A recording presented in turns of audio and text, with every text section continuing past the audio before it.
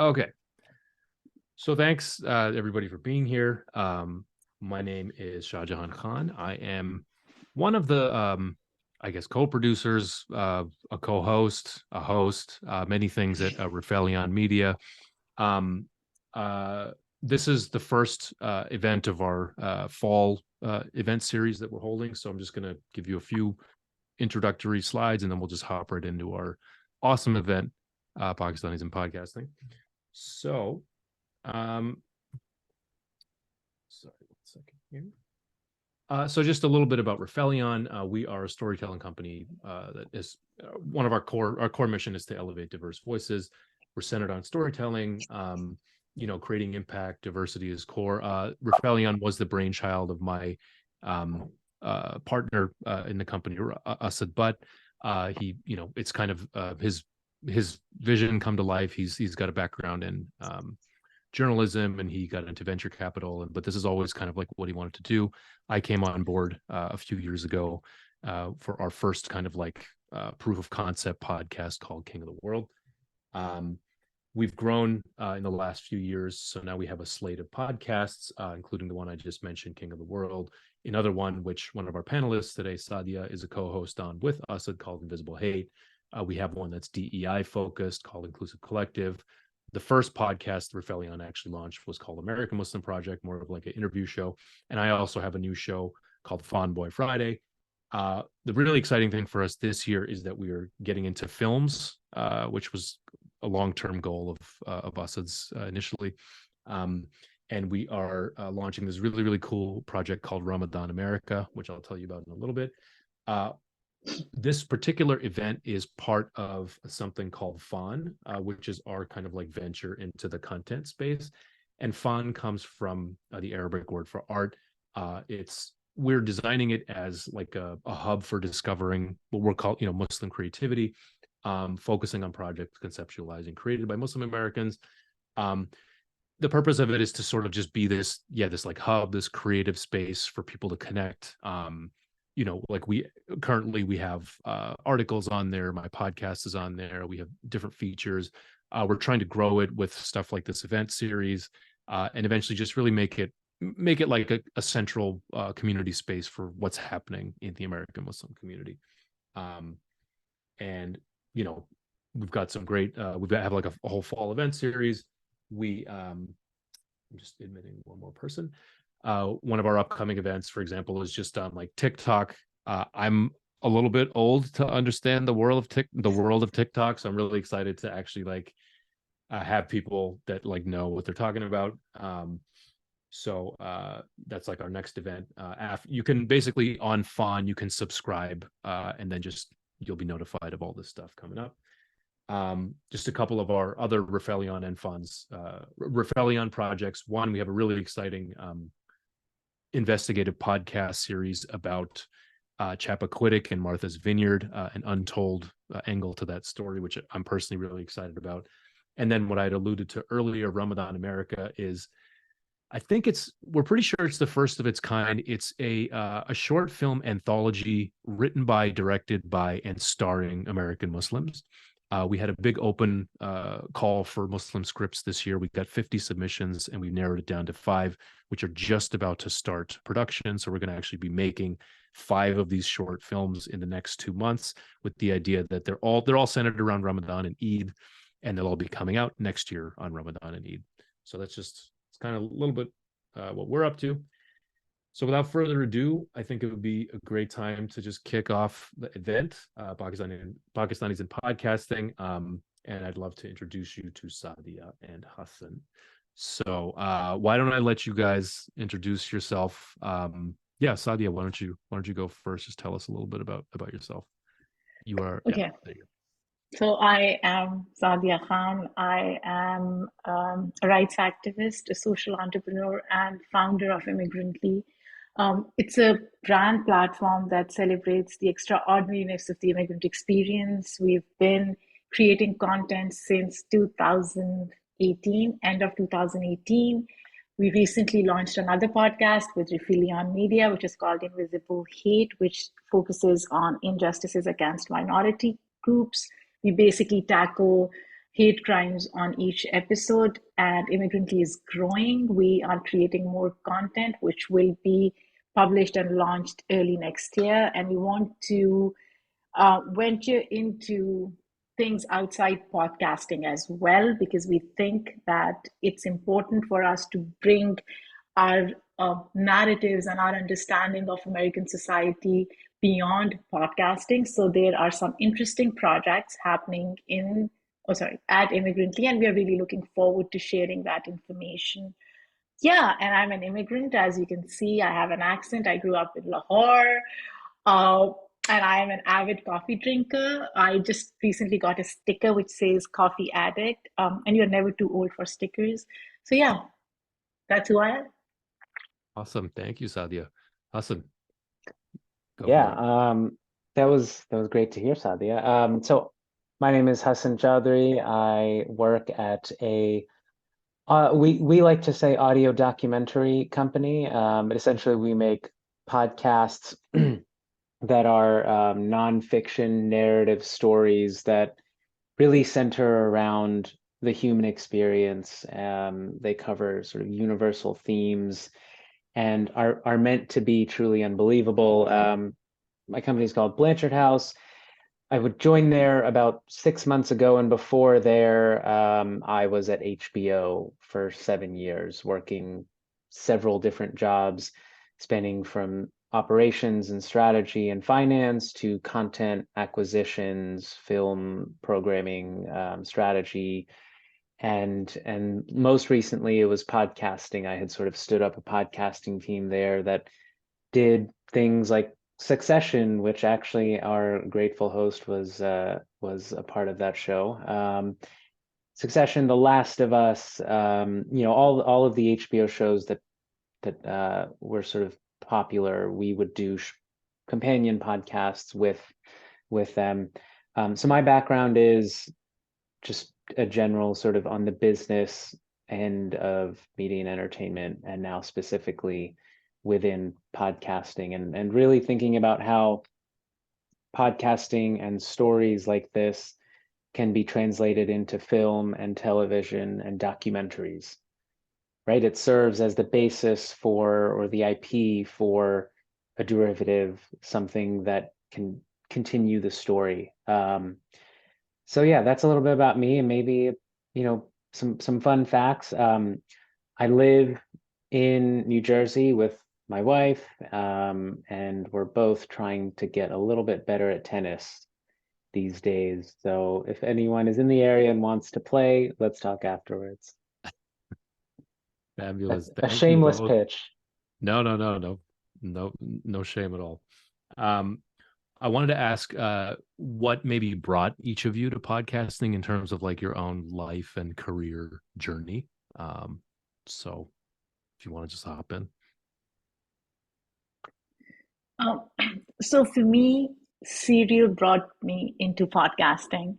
I started listening to it, and there was no going back. At the time, I was working for this small civil society organization focused on women's rights. We used to work a lot with UN entities, UN Women, and all. And I remember I am also based in New York, so I would take train from the burbs to the city, and I used to listen to Serial every week, and I was so obsessed. And I found podcasting as such an intimate audio medium where you are learning, unlearning, on your own terms, in your own time. You have your own podcasting journey. And then I just started consuming podcasts. And now I am at a point where I feel like I consume, honestly, I don't know how many podcasts a week, because now it's become I guess a learning exercise for me, because the more podcasts I listen to, I feel I can do justice to the work that I'm creating or the content I'm creating. So that's how it started for me. And then obviously in 2018, Immigrantly was launched as a reaction to 2016 elections. And I know this sounds extremely cliched, because there are so many people who catapulted into action after that. But for me, it was like a realization that no matter how successful we are and whether or not we've made it, we can be relegated to the fringes of the society in an instant. And I felt like as an activist, I couldn't like sit on the sidelines anymore. And what better way to get my perspective across than powerful, immersive storytelling? Um, and that's what we've been doing since then. Awesome. How about you, Hassan?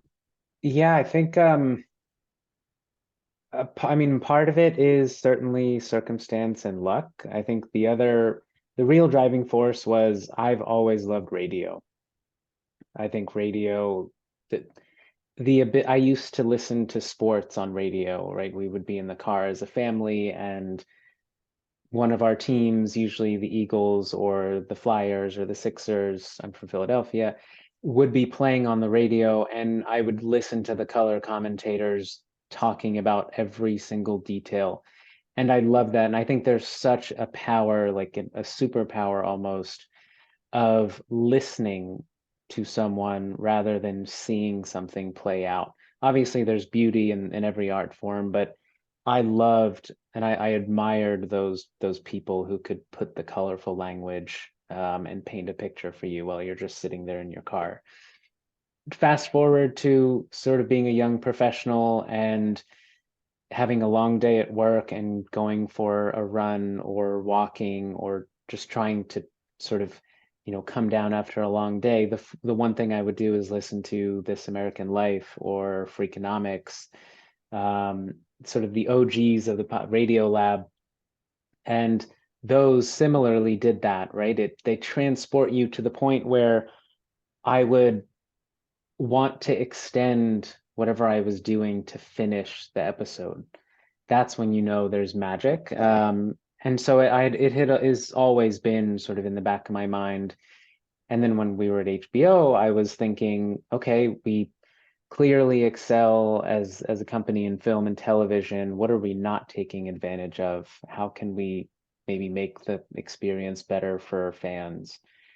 And the idea of building maybe a podcast unit to extend the experience, right? If you love a show, who doesn't want to hear more about what the creators of the show were thinking and how the actors felt and getting really behind the scenes? Again, that's painting sort of another picture of someone's experience. So that's, I think, the long-winded answer of what brought me to podcasting. Fantastic. How do you guys think that like the industry has changed since you've both been a part of it? Go ahead. Oh, sorry, Saadia. Well, money, Spotify and others have sort of come in the last few years, right? In the times that I was explaining, where it was like Radio Lab and Freakonomics, podcasting was very much sort of a grassroots, a niche industry. People were just learning about it and figuring it out, and there was something raw about it. And of course, in any space of media, in any corner, when you see that there is engagement, people will put advertisements on it and try to monetize it. And so Spotify and all the other companies have just sort of invested so much money and so many resources into building and promoting, and which on one hand is good for the industry, but on the other hand has been maybe growing too fast. So the way the industry has changed has been sort of a rocket ship of growth and millions of podcasts out there and whatnot. And I think we're at a time where it's actually great to be in podcasting because there's a return to quality, right? People want to, I think that they don't have the money to waste anymore, or the time or the resources to waste on just another idea. The podcast has to have meaning. It has to be thoughtful and captivating. Yeah, and that's kind of part of the reason I think we wanted you two on here, because Saadia, coming from more of the indie, building the thing from the ground up yourself, I'm definitely curious about your answer to the same question. So, building off of what Hassan said, absolutely money, celebrities. We see podcasting as another tool for them to gain more notoriety, which is, in my mind, a disservice to the podcasting industry in general, because the idea was conceptualized to have indie creators express, their creative identity and creative space through this. So we've seen a lot of saturation, as Hassan said, but I am also hoping, and I don't have statistics or data to prove it, that quality trumps everything, and people who are committed to podcasting, who've been in the ecosystem, who put their heart and soul in it, they can sustain and survive. Because if there are 5 million podcasts out there, it's crazy. Right now, a lot of podcasts are not even active. So as an independent podcaster, for me, that struggle of sustainability, getting people's attention, that took a while. But having said that, I think we've also been lucky because our content has resonated with folks, and that's why we've been able to sustain it much more than I would have thought. But I mean, as I said, it's important that people who are not serious about podcasting should just, exit the industry. At least that's my hope. Yeah. What are like maybe some inflection points or parts of like in your careers that really stick out for you?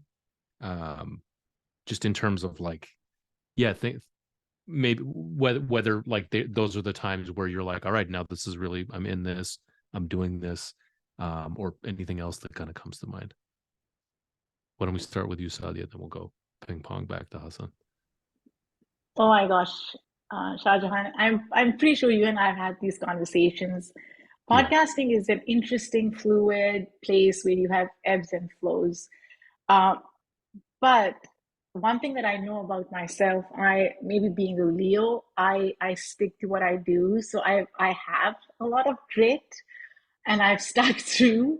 Uh, but every milestone, every little success, every feature on Apple Podcasts feature page or on Spotify, or somebody writing to us that they feel heard and seen through our conversations, or somebody saying, "Oh my God, your perspective is so different." Being an immigrant, having grown up in Pakistan, um, I think those are little milestones, and then creating more content, right? So creating Invisible Heat was it's such an interesting experience. I'm a huge true crime fan, but to create a podcast that's ethical true crime and not sensationalization and commercial side of it, that is a milestone. We are already going through something that we are very excited about. As I said, we are growing as a company, as a brand platform, and to see those milestones, all of those, make me want to do more.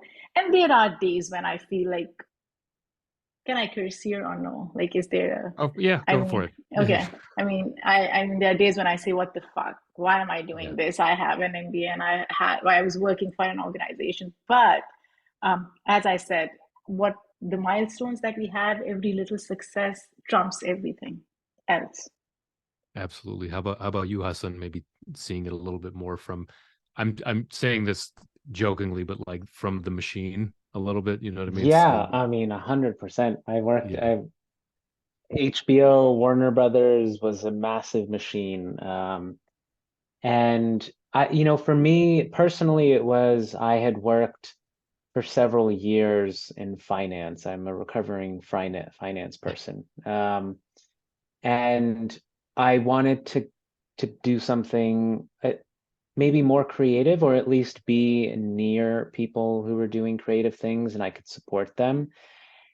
And so I thought really long and hard about how much I wanted to dive into the industry. And at that, like, this was in 2016. Um, and that's when I committed and I said, okay, I want to work in media and entertainment. And that was sort of my moment of being like, I'm diving in. It's not, it's, sort of like you, Savia, like you have this background that's so secure and there's a set path, and then you just upend it and you change it and it's scary.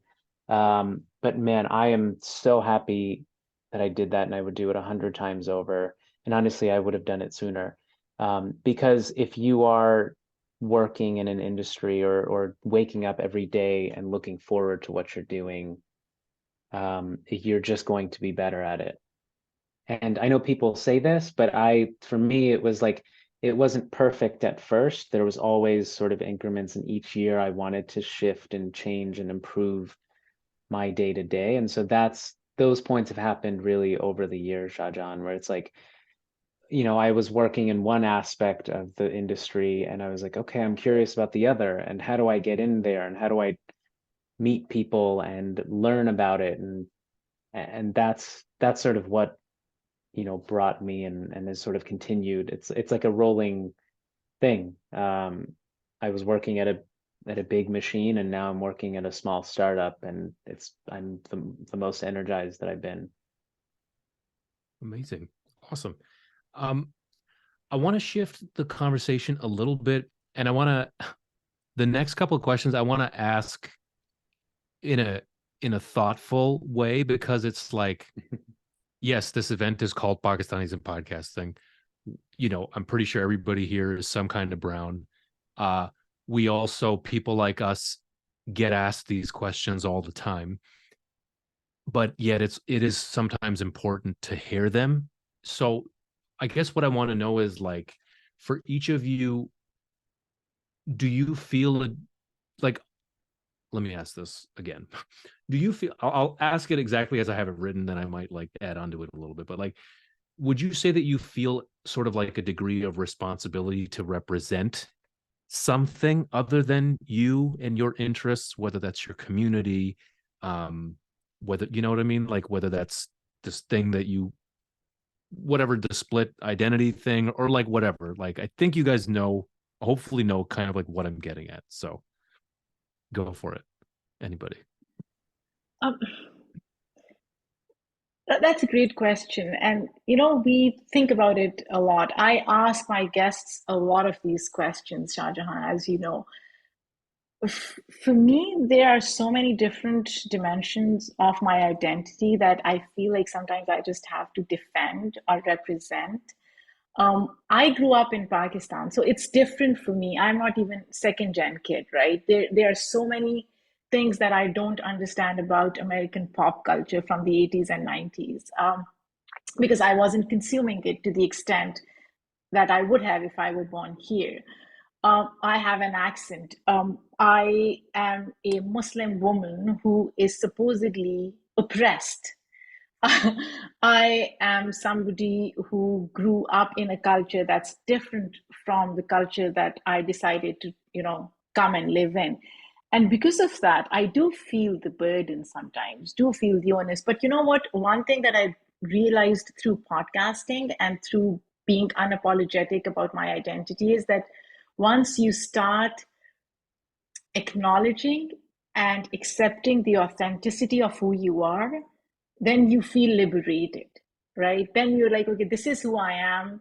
I cannot represent 1.2 billion Muslims. That's not what I am here to do. But I can represent part of who I am, and I can probably disrupt those narratives through who I am, through living, basically, right? I'm living my life. And the way I am living my life, you can learn from it and you can agree with it or disagree.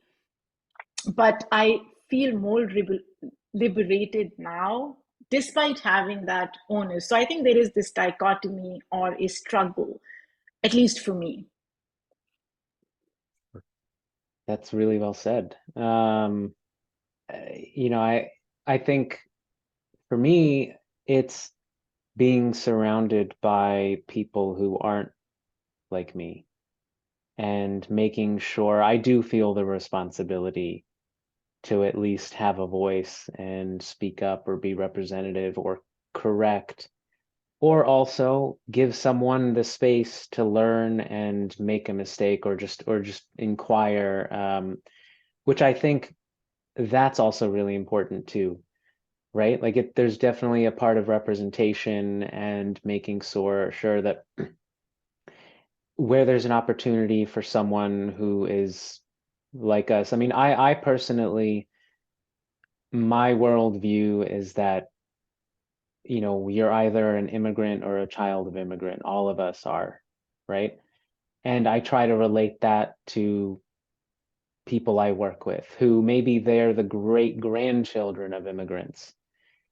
And if we can level that playing field and look at the world in that way, right? Of like at one point, your great grandparents were treated a certain way or maybe not accepted, and their food was considered smelly and whatever. Like that, once we level that playing field, then there's space to have these conversations. And I think now is a great time for immigrants, for Muslims, for people from South Asia, from Pakistan, like as however we want to narrow down or not narrow down sort of who we are and our backgrounds.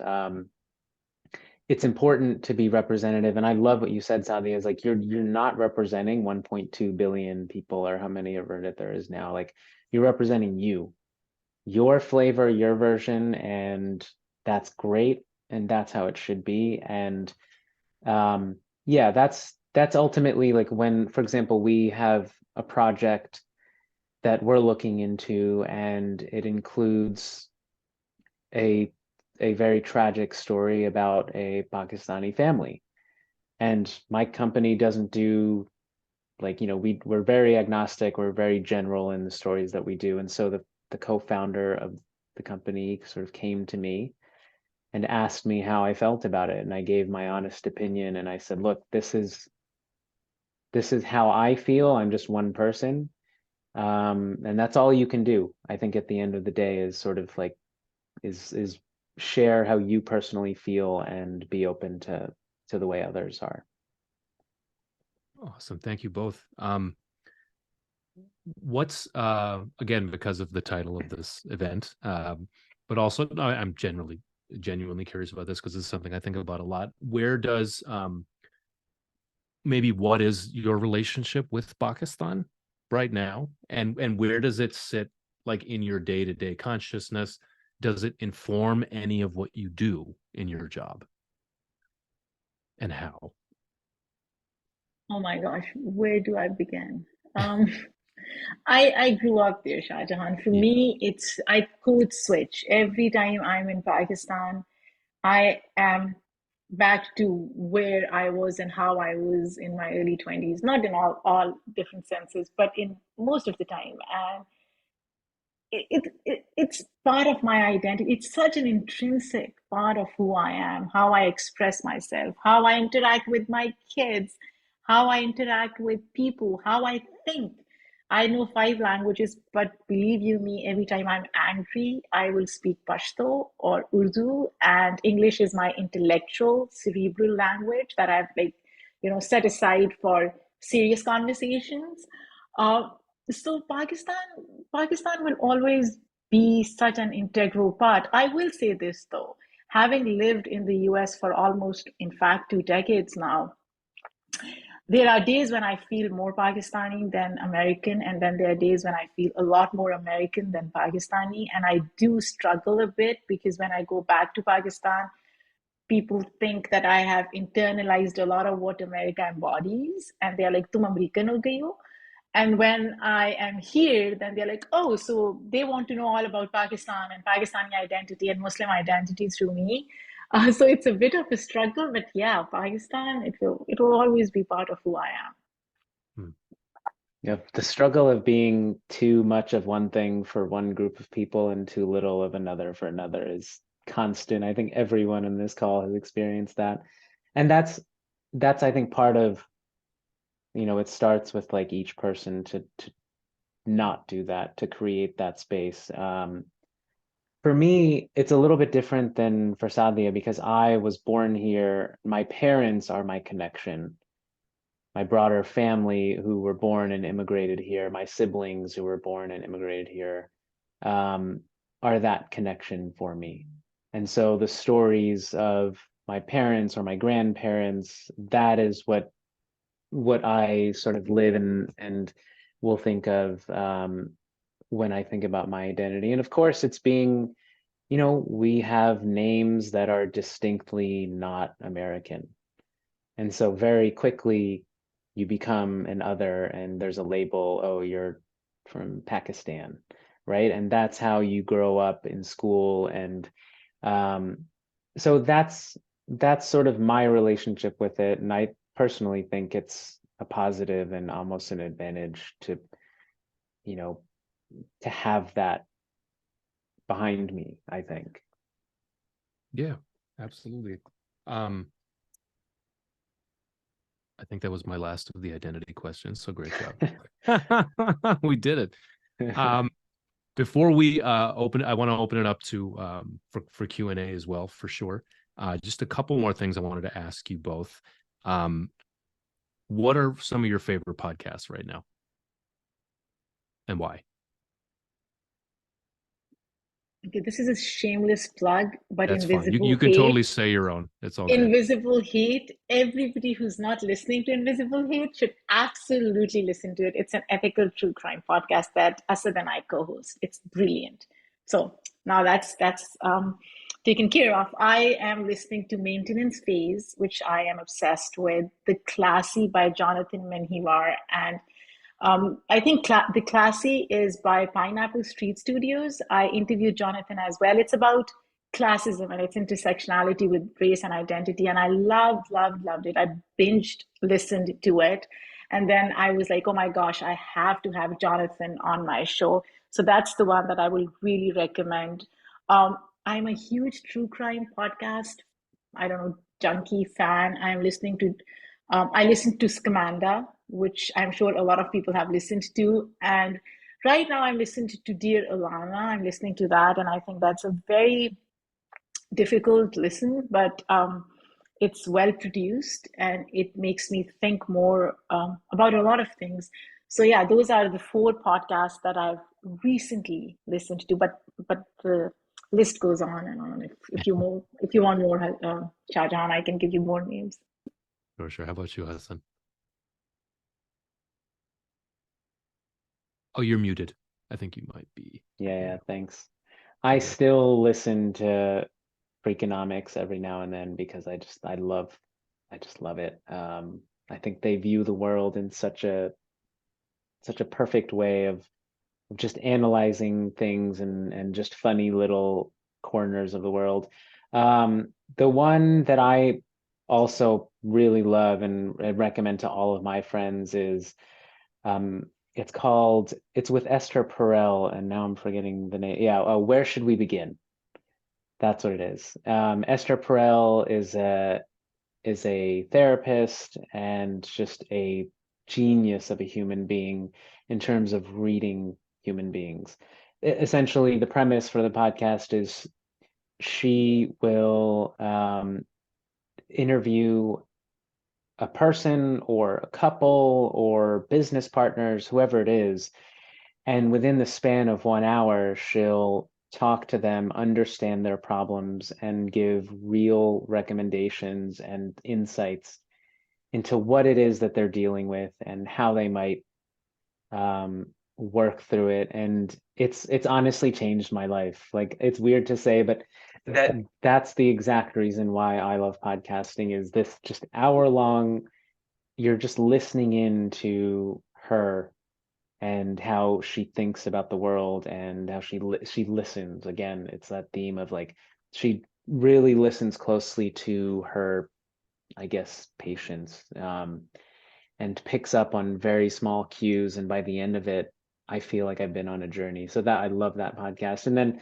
I listen to some nerdy sort of business and entertainment podcasts. One is called The Town, which is a fun one if you love media and entertainment. This guy from, I think, The Hollywood Reporter, Matthew Bellany, does a bunch of insights into what's going on.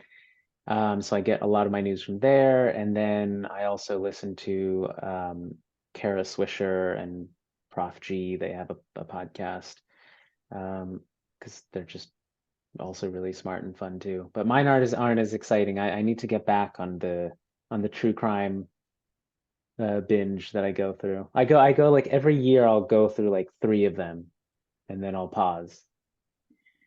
So Hassan, about Esther Perel, it's so funny. I was looking for a therapist. I know this is TMI, but a few years back for myself. And I was like, I'll reach out to her office and I'll find an appointment. Never happened. Too difficult to get in touch with her. But yeah, she's a brilliant, brilliant person, therapist, human, a huge fan of her.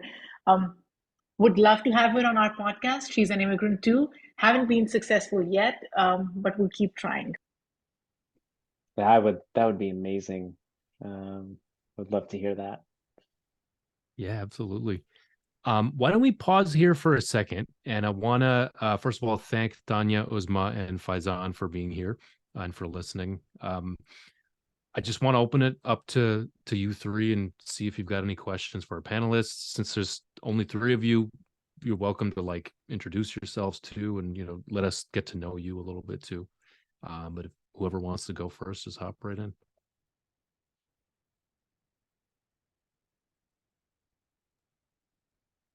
I saw Tanya unmute first, so do you want to take it? No, you go ahead. I just thought I'll go after you. You go first. Yeah, no, thank you, Shah Jahan, for putting this together, because it's really rare to get a bunch of Pakistani podcasters together, only because the other Pakistani podcasters I've spoken to, we've also been in production since 2018, and it has been a struggle to get that Pakistani audience. Not that that's, we're momming while Muslim. So it was like the whole Muslim world is, who we wanted, particularly Muslim Americans. But, there's a lot of Pakistanis here. Do they even listen to podcasts? We haven't done that particular survey of our audience.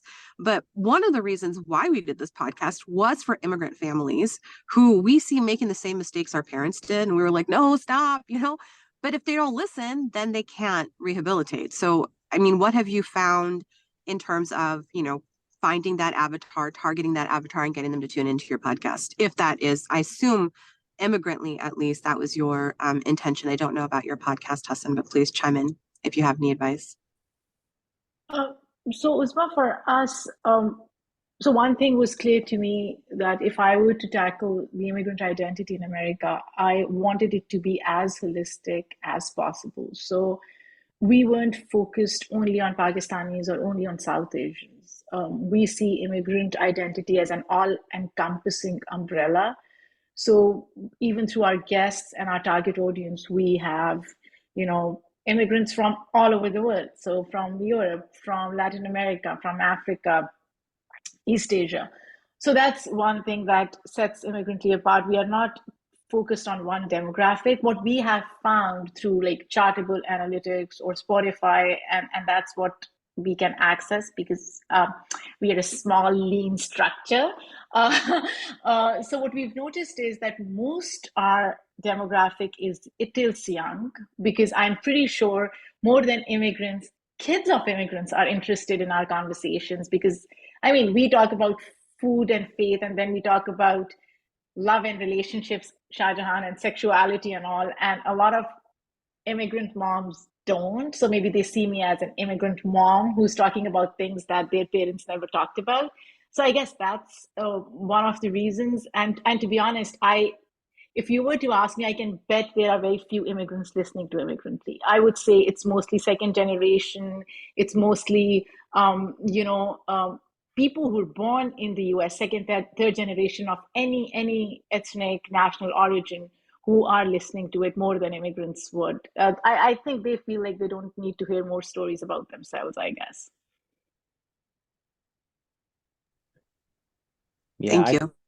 I think Saadia is probably better equipped to answer that, given that she's gone through the process of her own podcast.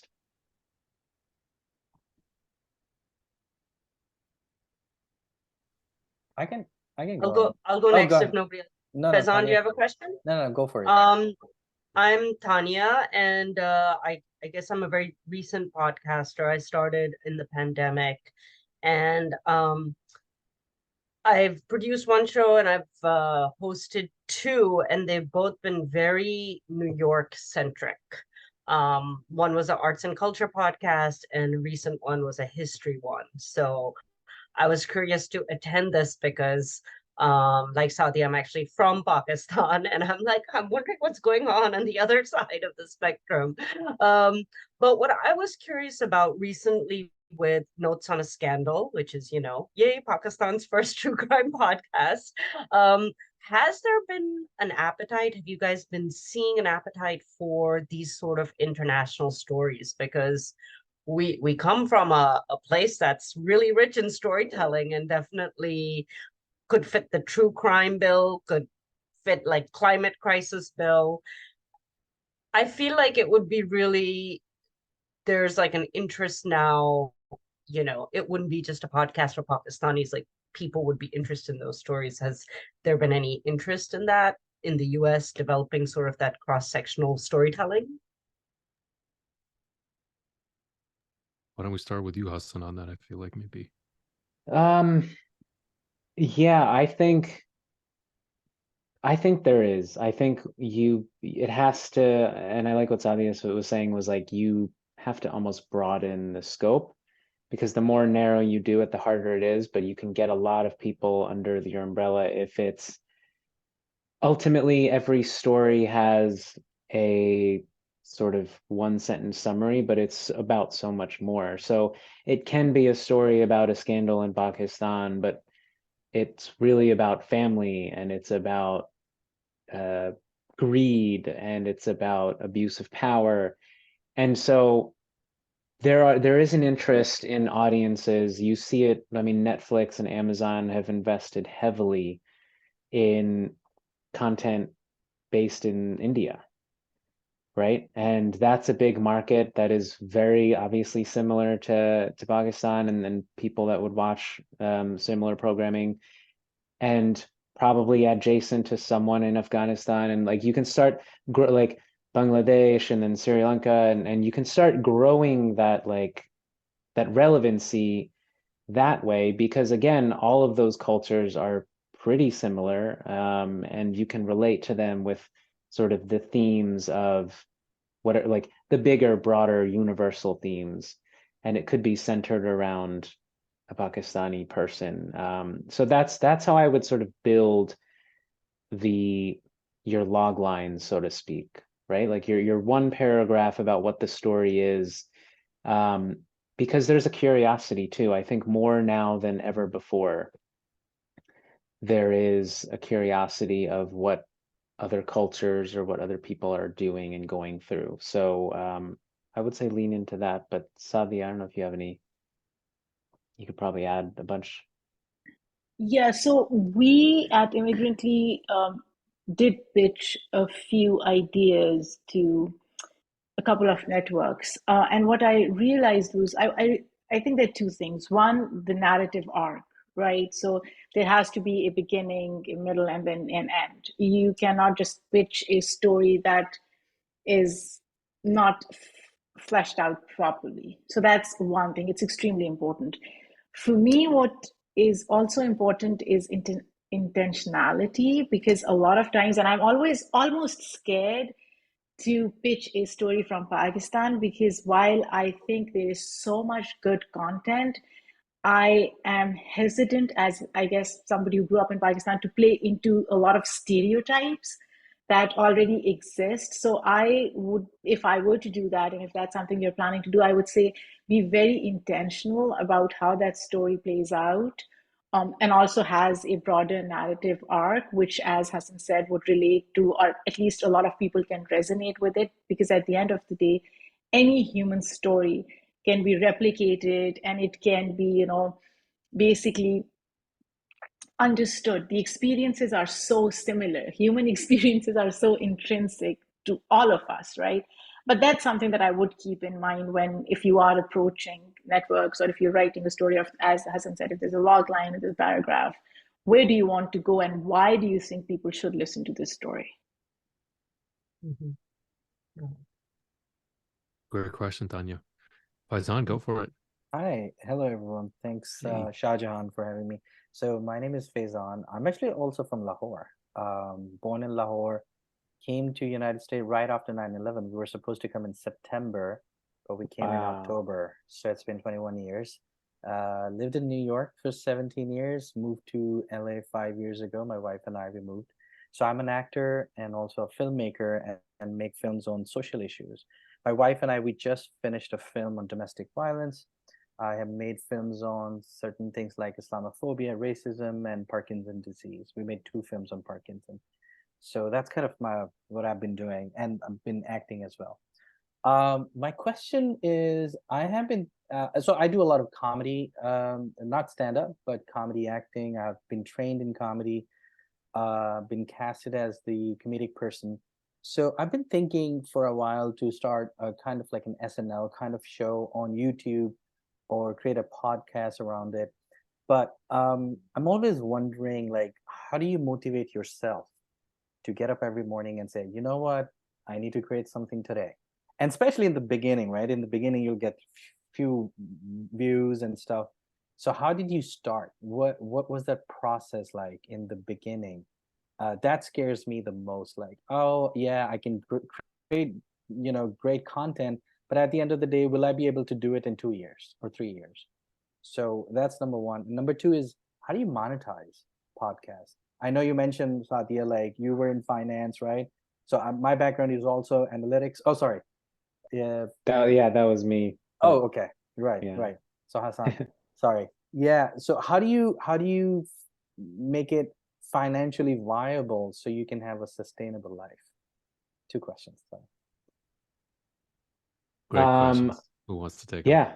No, I can start. So I think the first one, we'll do them in order. So the first one, I think there's a myth that is perpetuated that you have to sort of that everyone is going to find the perfect thing for them and they're going to be happy, and that's that. It's actually the opposite. It's the more that you want to do something that is closer to your personal interests, the harder you're going to have to work.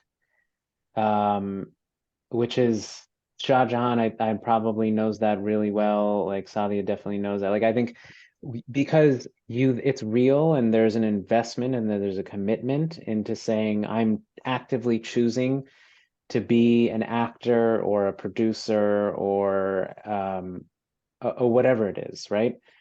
And so you have to be willing to put in the work, and that work has to excite you. And there's gonna be days where it's like you don't feel like doing it and you're gonna feel guilty, and maybe you don't do it, but the next day then you have to, like, it has to be built upon the long-term view of like, I'm in this and I'm going to commit my life, at least let's say for the next year or two, to this goal. So that's, for me, how I do it. Of like, I don't know what 10 years is going to bring, but I know that in the next year to 2 years, I really want to, I'm excited about working where I am, and I want to do the best that I can, and hopefully selling shows and finding new people to work with. And to me, that's exciting. And then obviously in between those times, you evaluate and you stop and you say, okay, like I'm at my 6-month marker, year mark. How do I feel? Have my tastes changed? Do I want to, instead of being a filmmaker, do I want to get into painting? Do I want to, whatever it is that you want to do, right? Because there's a myth that it's like this fairy tale, you're gonna have a dream and chase it and achieve it. Rather, your dream's going to change, it's going to shift, you're going to learn, you're going to get good at things, you're going to meet someone who takes you a completely different direction and be open to it. And by the way, if you do end up like chasing and succeeding in your dream, that's also great too, right? But like, I would say open the worldview up and ask yourself constantly, is this making me happy? Am I getting joy out of it? And I sound like that woman from Netflix, but it is true. Right? Like, does this bring joy to my life? Working in comedy and talking about this. So it's never ending. That's my long-winded speech there. The second piece on monetization, that's a whole other panel we could probably talk about for a while. Podcasting is not easy. It's not simple. You have to really methodically and slowly build an audience, and it's hard to initially build it. But ultimately, there's a few ways. But if it works out correctly, you would build a podcast and generate a fan base and hopefully find a brand or a partner who's willing to sponsor or put ads within it. There's also, you can go to some of the bigger companies and they may be able to just integrate advertising right in there based on, like minimum thresholds or how much ever, like it's really based on performance. But that's how you start, right? There's obviously, you can sponsorships, you can be going behind a paywall is an avenue, but it's also very sort of difficult. So monetization is a whole other question. I'm not doing it justice, but I do think you have to, the first step is creating a concept of a podcast that is sustainable and that can build an audience. And then you have to just chip away at it constantly. But I think Saadia is probably in better position to answer that one. So Faizan, I have a lot of thoughts on this. Like I've spent last 4 years dealing with a lot of this shit. Um, I tell podcasters who are new podcasters or those who are venturing in, want to venture, answer the why. A lot of times people jump into podcasting, especially because barriers to entry are so low. There aren't many, right? You can really create a podcast on your phone. People don't answer that question. They think, oh, this podcast did so well, so can mine. So that's not true. So answer, why do you want to do podcasting? Why should people come and listen to you versus listening to somebody else who's creating similar content? What is that you bring to podcasting? At least that's how I see it. And that mental exercise, that those questions are extremely important and they'll give you direction to where you need to go. That's one. Consistency is extremely important in podcasting. A lot of people will say, oh, we'll produce 2 episodes a month. Great. But unless you produce 4 episodes a month, the algorithm, Apple Podcasts, Spotify, your listeners, they want consistency. Now, consistency is not easy because if you want to produce good quality content, and even if you keep structure extremely lean, your operations lean, like for instance, for us, I can say that I fully utilized gig economy, right? I have freelancer, media person, script writers. They do an awesome job. They are all young creatives who just love this space. But if I were to grow, I will have to move to the next level, right? So to me, that's also extremely important. You have to be very consistent. You have to produce good quality content, never compromise on quality. I really believe that sound quality, it's an audio medium, right? So if you're listening to it as a podcast listener, one thing that really bothers me, not just about other podcasts, but about Immigrantly at times, is when guests don't have the right gear and then I have to make amends or change things for them. So that's extremely important. Monetization, oh my gosh. I remember, so when I was doing my master's at Columbia, I remember I took this class at their business school, and I was not part of the business school, but it was called Doing Well by Doing Good. And they tell you that if you want to be an entrepreneur, which I think a lot of podcasters, at least they're trying to, have a spouse with a steady income.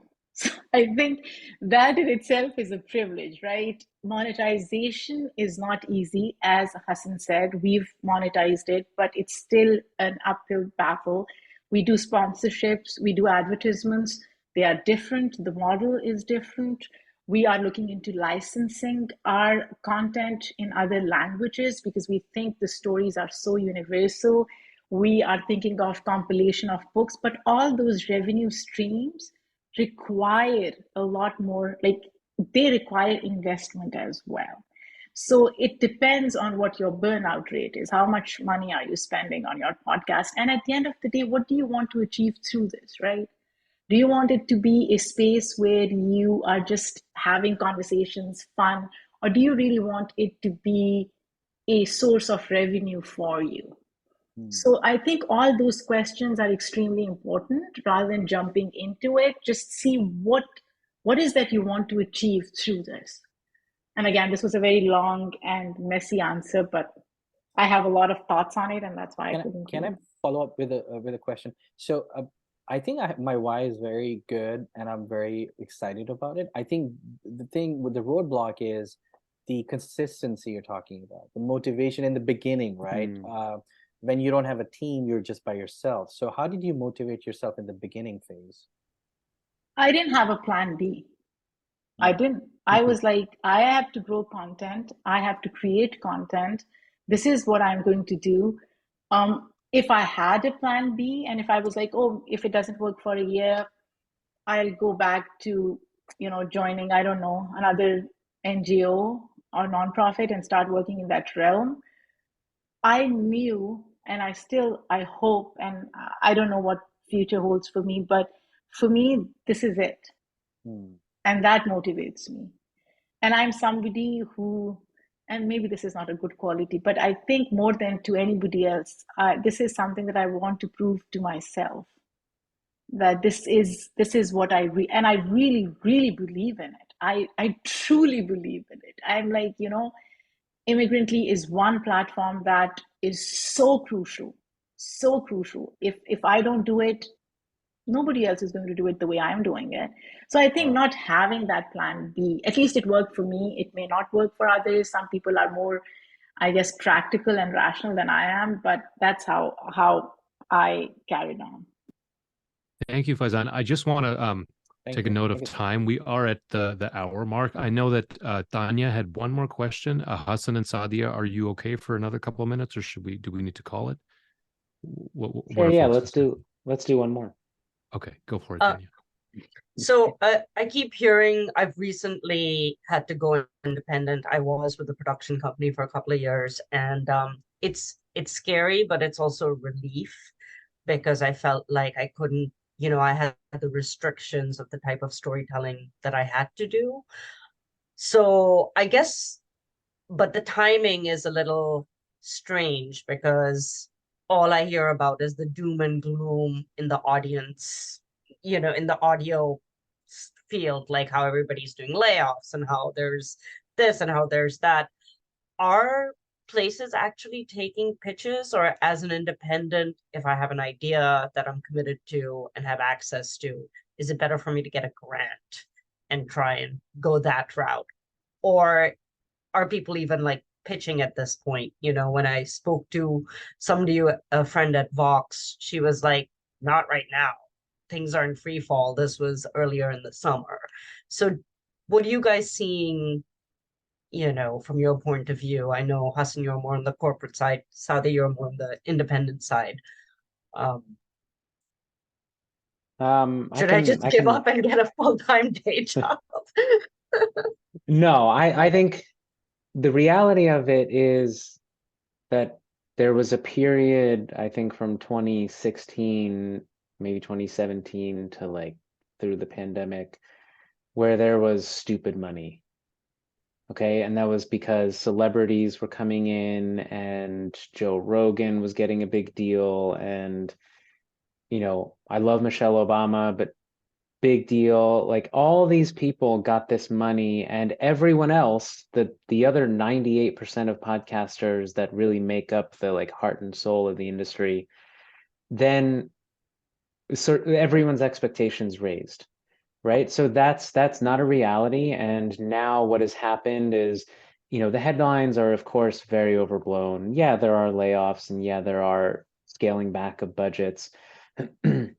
But the fact remains that people are continuing to listen to podcasting, and that audience is growing. It's growing slowly, but it's growing more than other mediums.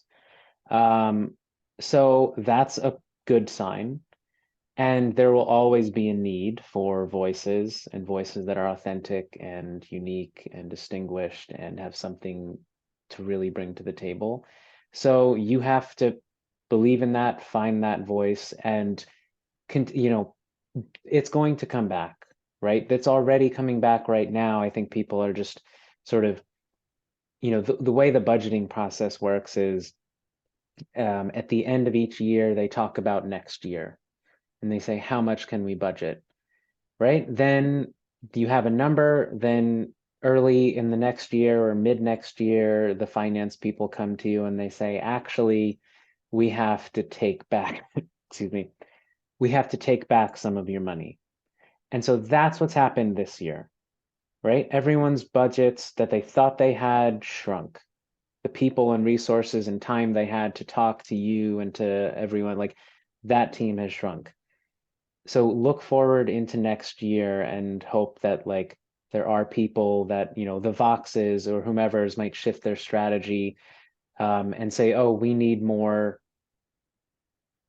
diverse voices. We need more female-led voices. We need more stories about XYZ. Pay attention to that and tailor everything that you do to what that will hopefully be. Like, but it doom and gloom, you know, it's like everything is a cycle. It goes up and down, and as it should be, right? We had 10 years where everyone was, Netflix was overpaying, Spotify was overpaying. Now we had a little bit of a bump, and we'll be like, there will be space. But again, I think Saadia will say this too, like it so comes down to the concept and the story, and you have to constantly sharpen your pencil and put the emotions aside, right? Because I feel this way too, of like, no, our show's amazing. Why isn't this getting traction and picture? And like putting that aside and saying, okay, like we're going to listen to the marketplace. 100% on spot. And I'll give you an example, Tanya, what we've done in terms of accountability. We recently started doing, like, we are again a small team of 5-6 people, and we started doing internal audio auditing. So every week when an episode comes out, one team member listens to it and critically analyzes it, because that keeps us motivated, but it also keeps us accountable, right? Because I have produced so much content in the last 4 years. Sometimes what I'm listening or hearing and the way I'm presenting, I don't realize what I'm doing not wrong, but how could I improve? So that's something that accountability is so important, right? Keep asking yourself, how can you better content? And that's what I do to myself. Like I do it for Immigrantly and Invisible Heat as well. And sometimes Asad gets, he doesn't get annoyed. Asad is a very easy person to please. So our editor will send me something and then she'll send Asad something. And Asad will be like, good, perfect. And then I'll be like, let's do this, this, this. And she's like, oh my gosh, why is there this dichotomy? Anyways, that was a side note. But yeah, I've heard from so many people that podcasting is done, it's finished. You know, there was a bubble. Yes, there was a bubble. Of course, there was a bubble. Like, why would every celebrity have a podcast? They cannot be good at podcasting just because they're a celebrity. But as Hassan said, and I'm sure Hassan knows a lot more about this than I do, especially in the industry, that it is rebounding. And when it does, good content will stay, and content that is not as good will probably phase out like any other industry. But the hope is that we should and we can create good content. Thank you. Thank you. Very helpful. Thank you so much. I think it's probably a good time to wrap up. I really appreciate everybody taking the time and staying forward. I'm just, rather than do my last few slides, I'm just going to put, for those of you that aren't subscribed to the Fawn site, just go ahead and make an account. That way you'll know about all of our upcoming events. Tanya, Faizan, and of course Saadia and Hassan, thank you guys so much. You know, again, this was the first one of these for us, so I was like nervous that I was going to press a wrong button or something, but clearly no catastrophes happened. You did great. You didn't mess up. But please stay in touch. And I'll also just put my email in here. I think pretty much everybody has it, but you can always feel free to reach out to me directly with any ideas, and if there's anything that you want to do, any suggestions that you have, we're always open to it. So thank you so much. Have a great night, everybody, and we'll talk soon. You too. Thank you, guys. Thank you. Thank you. Take care. Bye, everyone. Bye-bye.